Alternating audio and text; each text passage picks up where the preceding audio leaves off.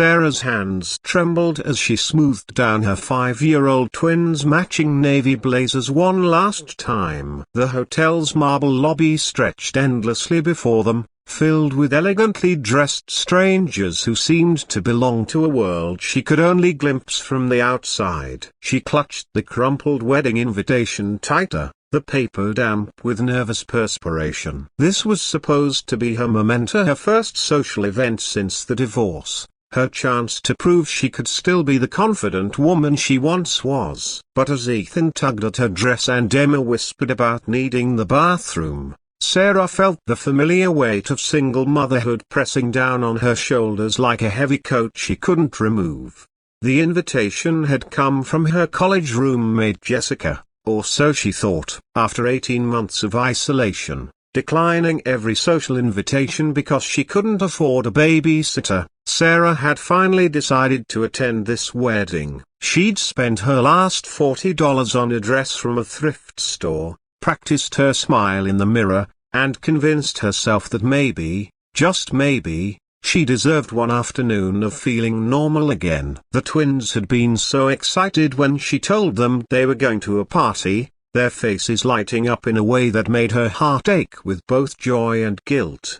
"Mommy, are we late?" Emma whispered, her small hand finding Sarah's as they approached the reception hall's entrance. "No, sweetheart, we're right on time," Sarah replied, though doubt crept into her voice as she noticed the grandeur of the decorations. Crystal chandeliers cast rainbow reflections across walls draped in silk, and ice sculptures shaped like swans dominated elegantly appointed tables. This seemed far more elaborate than what Jessica had described, but perhaps she'd underestimated her friend's new fiancé tilde copyright S means.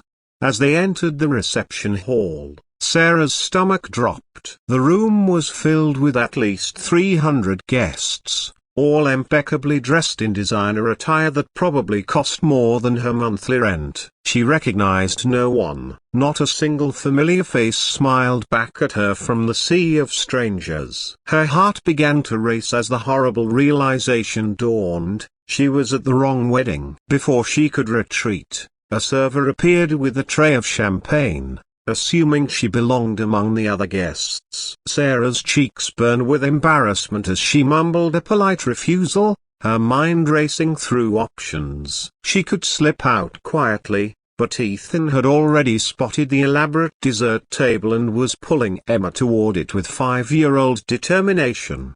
"Excuse me," Sarah approached a woman with perfectly coiffed silver hair. "Could you tell me the name of the bride and groom?" "Alexander Montgomery and Victoria Whitfield, of course," the woman replied with a slight frown, as if Sarah should have known this obvious fact. Sarah's blood turned cold. She had definitely crashed one of the city's most high-profile weddings. Alexander Montgomery, even she knew that name. The tech billionaire whose company had revolutionized renewable energy, whose face graced magazine covers and business journals. She had to leave immediately, but as she turned to collect her children, disaster struck. Ethan, reaching for what appeared to be a chocolate fountain, knocked over a small but clearly expensive floral arrangement. Water scattered across the marble floor, and the crash seemed to echo through the entire hall. Conversations stopped. Heads turned. And there, standing near the altar in an immaculate black tuxedo, was Alexander Montgomery himself, his piercing blue eyes fixed directly on Sarah and her twins. But something strange happened in that moment of frozen silence. Instead of anger or annoyance, Alexander's face went completely white. His champagne glass slipped from his fingers, shattering on the floor as he stared at Ethan and Emma with an expression Sarah couldn't decipher. It wasn't recognition exactly, but something deeper, a shock so profound it seemed to shake him to his core. "Oh God, I'm so sorry," Sarah stammered, rushing to clean up the spilled water with cocktail napkins while trying to corral her children. "We shouldn't be here," This is all a mistake here. Wait. Alexander's voice cut through her panicked apologies. He moved toward them with quick, purposeful steps, his eyes never leaving the twins' faces. When he knelt beside them, his expensive tuxedo forgotten as it touched the wet marble, Sarah noticed his hands were shaking. "What are their names?" he asked quietly, his voice thick with an emotion Sarah couldn't identify. "Ethan and Emma," Sarah replied hesitantly, instinctively pulling her children closer. "Sir, we really should go. I'm terribly sorry about the mess, sir." "How old are they?" "5. The word came out as a whisper. Alexander closed his eyes for a long moment, and when he opened them, they were bright with unshed tears. Around them, wedding guests murmured in confusion, but he seemed oblivious to everyone except the small family before him. "May I ask their father's name?" Sarah's defensive instincts flared. "I don't see how that's relevant." "We're leaving now." She stood, taking both children's hands firmly. "Please." The word was barely audible, but the raw desperation in it stopped Sarah cold. Was it Michael Chen? The name hit Sarah like a physical blow. She hadn't heard it spoken aloud in over a year. Not since the day she'd learned about Michael's betrayal of the secret marriage he'd hidden from her, the double life that had shattered everything she'd believed about their relationship and the father of her children. "How do you know that name?" she whispered. "Because Michael was my best friend," Alexander said, rising slowly to his feet. "And before he died in that car accident 6 months ago, he spent his last conscious moments in the hospital telling me about the family he'd abandoned, about the woman he loved but was too cowardly to choose, about the twins he'd never met but thought about every day." The reception hall seemed to spin around Sarah. She gripped Emma's hand tighter, using her daughter's solid presence to anchor herself to reality. "That's impossible. Michael told me he was single. He never mentioned having friends. Never mentioned you. Because he was ashamed." Alexander's voice cracked. Ashamed that he'd chosen his inheritance over love, that he'd married someone his family approved of instead of fighting for what mattered. "He carried a picture of you three everywhere, showed it to me a dozen times, but he was convinced he'd ruined any chance of redemption." Emma tugged at Sarah's dress. "Mommy, why is everyone looking at us?" Sarah glanced around and realized the entire wedding party had formed a loose circle around them, including a stunning bride whose face showed more curiosity than anger at having her reception interrupted. "I think," said the bride, stepping forward with surprising grace, "we need to pause the festivities for a moment." She looked at Alexander with understanding eyes. "These must be Michael's children." Alexander nodded, unable to speak. "Victoria." Sarah remembered the woman's name now. Smiled gently at the twins. "Would you like some cake while the adults talk?" As servers whisked Ethan and Emma away to a quiet corner with slices of wedding cake, Alexander led Sarah to a private alcove off the main hall. His composed billionaire facade had completely crumbled, replaced by raw vulnerability. "Michael set up trust funds for them," he said without preamble. "College educations, everything they'll ever need. But more than that, he made me promise to find you if anything happened to him." He was planning to reach out, to try to make amends, but he kept putting it off because he was terrified you'd reject him. "He was married to someone else," Sarah said flatly. "I found out when I tried to list him on their birth certificates." 2 years of believing I was the only woman in his life, only to discover I was the other woman. "An arranged marriage he never wanted," Alexander replied. "He was getting divorced, had been separated for months when he died. The papers were signed the day before the accident." He pulled out his phone, showing her a photo that made her breath catch. It was a picture of Michael in a hospital bed, holding a photo of Sarah pregnant, with a smile of pure love on his face. "He carried this everywhere," Alexander continued. "Told me at least once a week that he was going to find the courage to call you, to beg for forgiveness, to be the father Ethan and Emma deserved."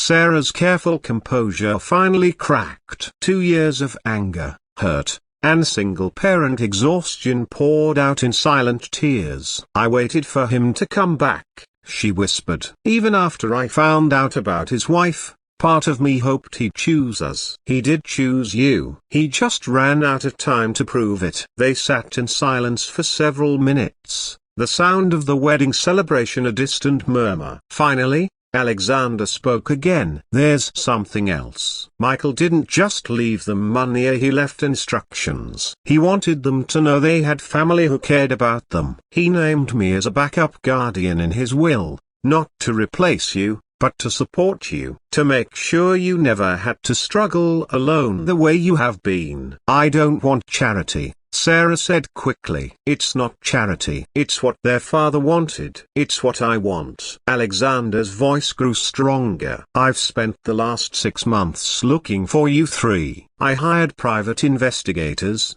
followed every lead. I was starting to think I'd never find you, and then you walked into my wedding. Your wedding, Sarah repeated, suddenly remembering where they were. I've ruined your wedding day. Alexander glanced through the alcove opening at his bride, who was now sitting with Ethan and Emma, laughing at something they'd said. Victoria and I.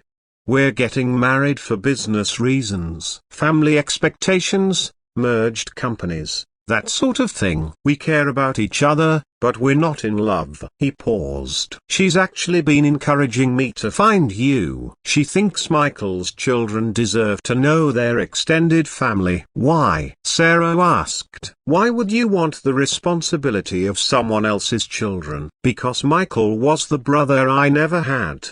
Because those kids are part of him. And because... He hesitated. Because I've been alone my entire life, surrounded by people who only see my money. But when I look at Ethan and Emma, I see pure joy and innocence. I see a chance to be part of something real. Victoria appeared in the alcove doorway, still in her elaborate wedding gown but with frosting on her sleeve. Your son is quite the negotiator, she said to Sarah with a smile. He's convinced half my wedding party to give him their desserts. And your daughter has been teaching my grandmother how to make paper airplanes with the programs.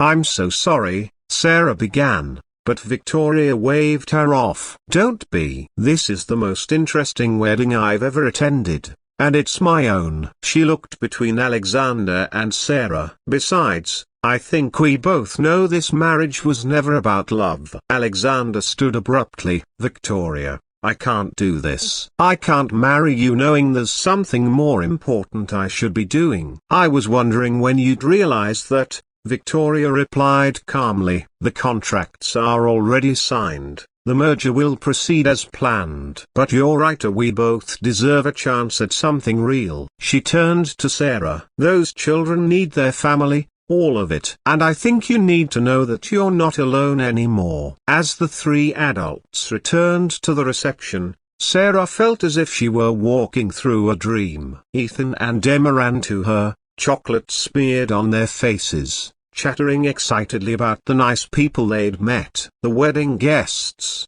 rather than seeming annoyed by the disruption, appeared charmed by the children's infectious energy. Alexander knelt beside the twins once more. Would it be okay if I got to know you both better? I have lots of stories about your daddy that you might like to hear. Emma studied him with 5-year-old seriousness.